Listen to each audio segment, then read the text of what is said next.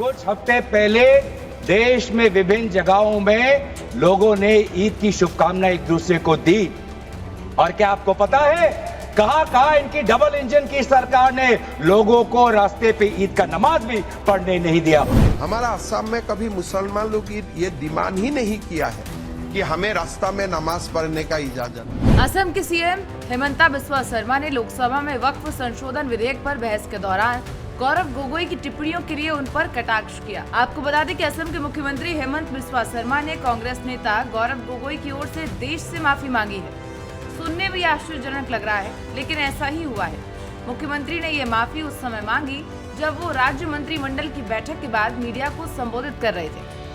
अब भाजपा नेता ने मीडिया को संबोधित करते हुए कहा कि उन्हें अपने राजनीतिक प्रतिद्वंदी गौरव गोगोई की वजह से शर्म आ रही है, जो लोकसभा में असम का प्रतिनिधित्व करते हैं। दरअसल मुख्यमंत्री शर्मा ने लोकसभा में वक्फ संशोधन विधेयक पर बहस को लेकर गौरव गोगोई की टिप्पणियों के लिए उन पर कटाक्ष किया, जो लोकसभा और राज्यसभा में पारित हो गया। गौरतलब है कि अपने संसदीय संबोधन में सांसद गौरव गोगोई ने सड़कों पर नमाज पढ़ने में बाधा डालने का मुद्दा उठाया था।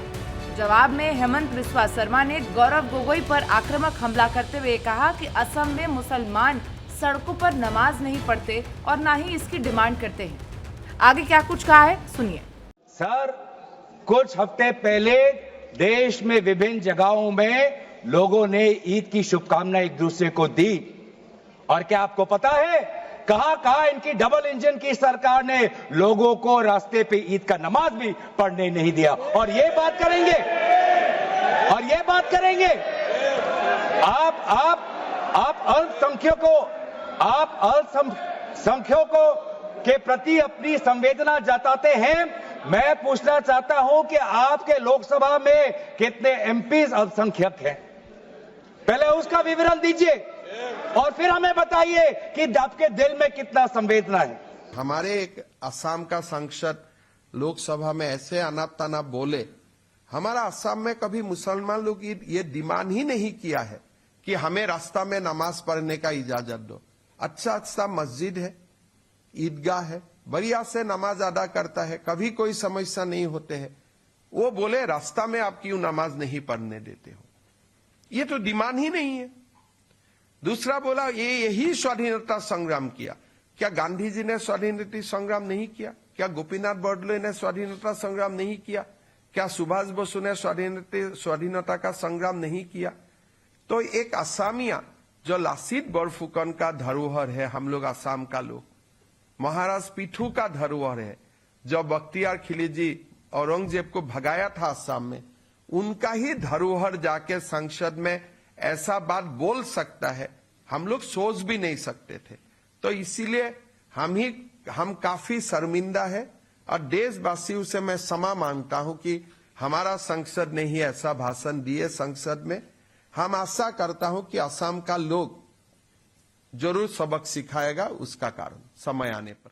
हालांकि उन्होंने सीधे तौर पर सांसद गौरव गोगोई का नाम नहीं लिया। मुख्यमंत्री ने संसद में गोगोई की टिप्पणियों पर अपनी असहमति व्यक्त करते हुए कहा कि वक्फ संशोधन के दौरान असम के एक सांसद ने टिप्पणी की थी कि सड़कों पर प्रार्थना की अनुमति दी जानी चाहिए।